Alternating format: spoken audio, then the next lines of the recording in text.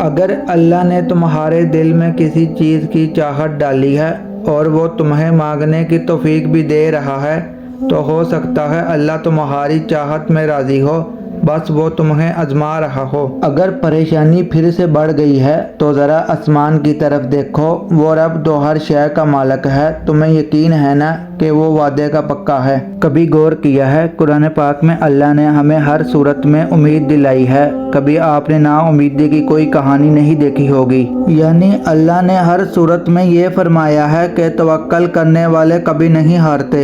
جب اچانک تمہارے سامنے کوئی آیت آتی ہے نا تو وہ تمہارے سوالوں کے جواب ہوتے ہیں۔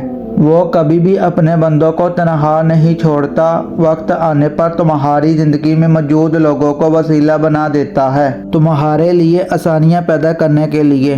انتظار کرنے کی صلاحیت کو صبر نہیں کہا جاتا، بلکہ انتظار کے دوران اپنے آپ کو سنبھالے رکھنے کی طاقت کو صبر کہلاتا ہے۔ جب اللہ پاک نے قرآن پاک میں فرمایا ہے مجھ سے مانگو تو انسان کیوں مایوس ہوتا ہے؟ پھر بھی انسان اللہ کو چھوڑ کر انسانوں سے کیوں امید لگاتا ہے؟ جب تک اللہ نہ چاہے تو کچھ بھی حاصل نہیں ہو سکتا، جب اللہ راضی ہو جائے تو پھر کچھ بھی حاصل نہیں رہتا۔ بس تم اپنی دعاؤں کو صبر کی چادر اڑا دو اور پھر دیکھو اللہ کیسے کیسے معجزات کے در کھولتا ہے۔ پھر وہ مقام آتا ہے اللہ تمہیں تمہاری مانگی ہوئی ہر وہ چیز سے نواز دیتا ہے۔